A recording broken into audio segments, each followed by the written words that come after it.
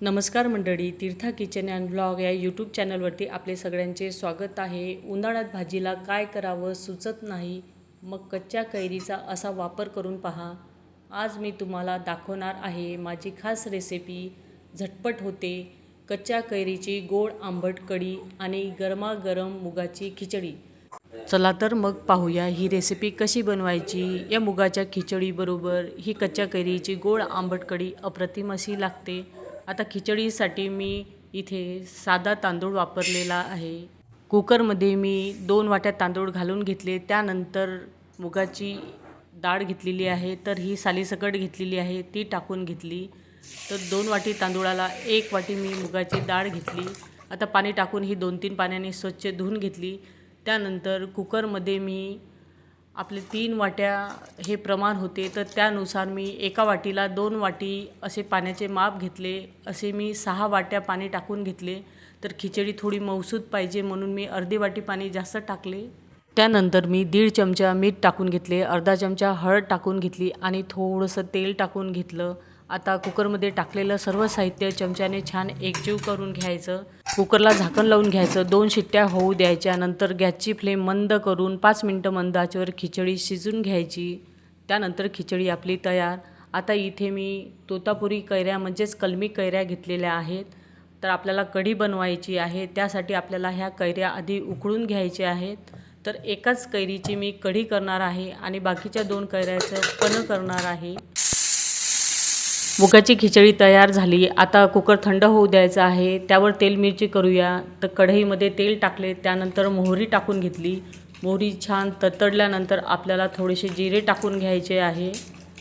त्यानंतर 5 ते 6 लसणाच्या पाकळ्याचे मी तुकडे करून घेतले, ते इथे टाकून घ्यायचे आहेत। हे तेलात थोडेसे परतल्या गेले की आपल्याला इथे ज्या वाळलेल्या लाल मिरच्या आहेत त्या इथे टाकून घ्यायच्या आहेत। इथे आपली खिचडीवर घ्यायची तेल मिरची तयार झालेली आहे। तर आपल्या कैऱ्या पण छान उकडलेल्या आहेत। तर यातली एकच कैरीची आपण कढी करणार आहे। तर एक कैरी मी काढून घेतली। कैरीचा इथे गर पण काढून घेतलेला आहे आणि जी गुठळी आणि जी कैरीची जी सालं असतात त्याचं पण मी असं पाणी टाकून थोडंसं जो गर लागलेला असते तो काढून घेतलेला आहे। लगेच मिक्सरच्या भांड्यामध्ये 5 हिरव्या मिरच्या, 6 ते 7 लसणाच्या पाकळ्या, आल्याचे 3-4 तुकडे, अर्धा चमचा जिरे आणि कोथिंबीर याची आपल्याला छान पेस्ट करून घ्यायची आहे। तर इथे आपली आले लसणाची पेस्ट तयार आहे। त्यानंतर उकडलेल्या कैरीचा गर संपूर्ण इथे टाकून घ्यायचा आहे। तर पाऊण वाटी हा गर आहे। त्यानंतर पोहे खायचे 2.5 चमचे मी इथे हरभऱ्याच्या डाळीचे पीठ म्हणजेच बेसन टाकून घेतलेले आहे। आणि आपण जे गुठळीचे आणि जे कैरीच्या सालीचे पाणी काढून घेतले होते ते इथे टाकून घ्यायचे। तर मिक्सरमध्ये जेवढं बसेल तेवढं पाणी टाकून हे याची आपल्याला मऊसूत पेस्ट करून घ्यायची आहे। तर मिक्सरच्या भांड्यामध्ये थोडं जास्तही पाणी घालून फिरवलं तरीही चालेल। असं हे मिश्रण मिक्सरमध्ये फिरून घेतल्यामुळे कढी छान मऊसूत येते आणि कढीमध्ये एकसंगपणा येतो। कढईमध्ये तेल टाकून घेतले, त्यानंतर थोडीशी मोहरी टाकून घेतली। मोहरी टाकून घेतल्यानंतर अर्धा चमचा मी हिंग टाकून घेतला आणि त्यानंतर लगेच आपण जे हिरवी मिरची, लसूण, आल्याची पेस्ट केली होती ती टाकून घेतली। आता हिचा कच्चेपणा जाईपर्यंत हे तेलात चांगली परतून घ्यायचे। त्यानंतर आपल्याला कढीपत्ता इथे टाकून घ्यायचा आहे आणि 1/4 चमचा मी इथे हळद टाकून घेतली। हे चांगले तेलात परतून घ्यायचे। आता हे आपलं तेलात चांगलं परतून झालेलं आहे। त्यानंतर आपण जो मिक्सरमध्ये कैरी आणि बेसनाचं जे मिश्रण केलं होतं ते इथे टाकून घ्यायचं आहे। त्यानंतर त्याच मिक्सरच्या भांड्यामध्ये मी अर्धा ग्लास पाणी टाकून घेतलं। आता ते पाणी या कढईमध्ये टाकून घेतलेलं आहे आणि चमच्याने टाकलेलं हे सर्व साहित्य चांगलं एकजीव करून घ्यायचं आहे। तर हे मिश्रण थोडं घट्ट आहे, तर परत आपल्याला इथे 1 ग्लास पाणी टाकून घ्यायचं आहे। लगेच कढईत चमचा फिरून घ्यायचा म्हणजे हे मिश्रण चांगलं एकसंग होईल। त्यानंतर मी 1 चमचा मीठ टाकून घेतलं आणि त्याच चमच्याने मोजून 5 चमचे मी गूळ घालून घेतलेला आहे। आता गॅसची फ्लेम मोठी करून घ्यायची आणि टाकलेलं सर्व साहित्य एकजीव करून घ्यायचं आणि कढीला उकळी आणायची। तर कढी थोडी घट्ट वाटत आहे, तर मी परत अर्धा ग्लास पाणी टाकून घेतलं आणि परत 5 चमचे मी गूळ घालून घेतला आणि अर्धा चमचा मीठ घालून घेतलं।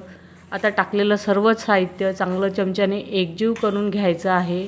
कैरीच्या कढीमध्ये जे नंतर पाणी टाकलं ते थोडं गरम होतं आता कढीला चांगली उकळी आलेली आहे. उकळी आल्यानंतर आपल्याला गॅसची फ्लेम मंद करायची आणि मंद आचेवर 3 ते 4 मिनिट झाकण न ठेवता ही कढी आपल्याला उकळून घ्यायची आहे.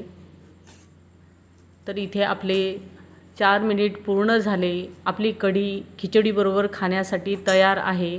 आता यावर हिरवीगार कोथिंबीर घालायची आणि ही गोड आंबट चटपटीत अशी कढी एकदा मुगाच्या खिचडीबरोबर तुम्ही खाऊन पहा. अप्रतिम असा हा बेत होतो.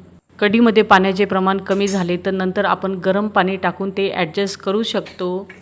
इथे आपली मौसूद अशी मुगाची खिचडी तयार आहे.